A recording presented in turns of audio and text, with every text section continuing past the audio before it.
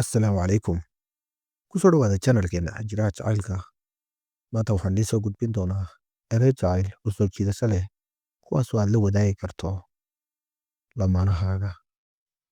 Intaanan muuqaalka u guda gelin, waxaan kaa codsanayaa inaad channelka subscribe saartid, muuqaalkanna aad like saartid si uu u gaadho saaxiibo badan. Sidoo kale, sheertana ha ka hilmaamin. Mahadsanid. Adigu waxaa tahay macnaha noloshayda, waxaanan dareemayaa inaanan weligay kaa maarmi karin. Noloshaydu waxay noqotay mid dhammaystiran tan iyo markii aan ku helay. Adiga la'aanta ma dareemi karo farxadda iyo raynraynta aan ku jiro.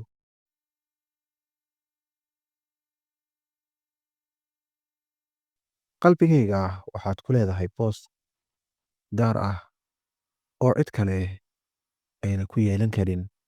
Adiga waxaa tahay dookhayga iyo rajadayda. Waxaa tahay hubaashii qofkii aan ka dhur sugayay. Maalin kasta jacaylkaan ku qabo wuu sii kordhaa. Ma jiro wax ka qurux badan inaad qalbigayga ku nooshahay. Farxaddaada waa furaha guusha noloshayda. Adiga ayaa ah sababta aan subax kasta ugu faraxsanahay.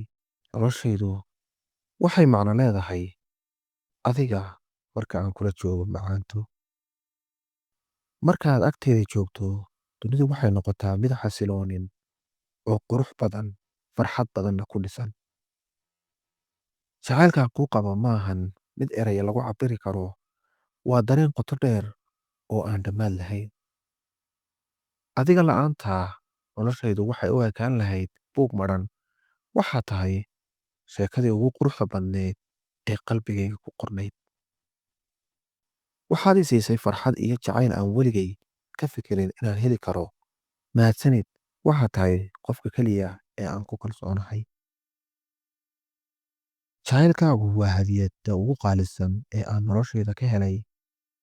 Waadna ku mahadsan tahay inaad naftayda farxad siisay. Haddii halkan soo gaadhay, waxaan kaa codsanayaa in muuqaalkan like saartid, sidoo kale aad channelka subscribe saartid lana wadaagtid asxaabtaada. Mahadsanid. Sidoo kale qaybta faallada commentiga nagula wadaag wixii fikir iyo tusaaleed haysi.